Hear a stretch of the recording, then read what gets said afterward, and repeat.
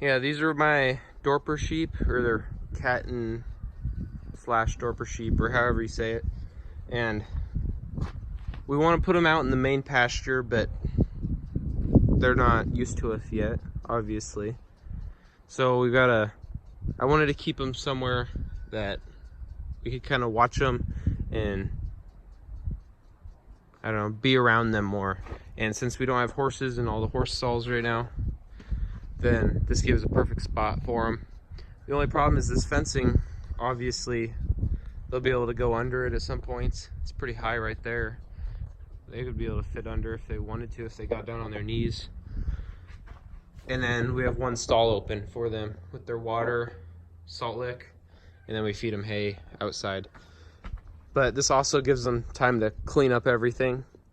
But the most important thing about this video is how I put the fence up so they wouldn't be able to get out, because I didn't want to go out and buy special electric fence clamps to go on the fence or whatever. So I just stuck these stakes in right here. That's pretty, it's pretty easy. Anybody could do that.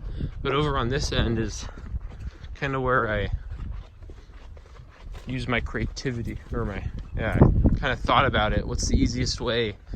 Because I didn't want to go spend more money on something that I only needed for a little bit. Because obviously they're going to go out in the pasture. So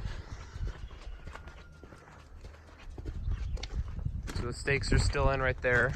They come to this one, which have the handles, so if we need to get something through the gate that can't step over it or whatever. And then we have one of these stakes flipped upside down. There's the side that goes in the ground. We flipped upside down.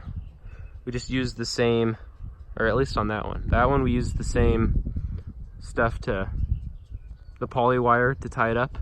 Use some wire right there.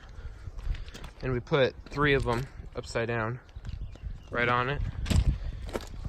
And then right here,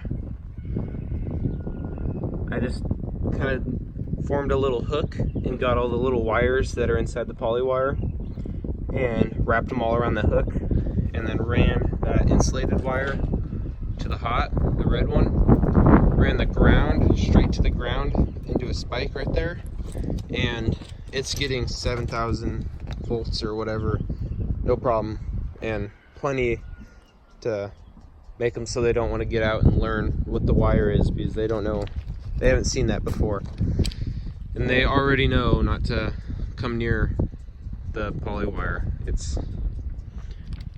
And that way we can keep them in this fenced area, which is plenty big for them, and then they can clean up the little pasture or the little runs for each stall before we put horses in it, which is kind of nice.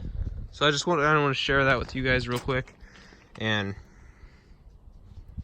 how easy, if you don't have a pasture and you just have horse stalls with the big panels, you can put a little electric fence around it, and you can use the stakes you already got if you got them.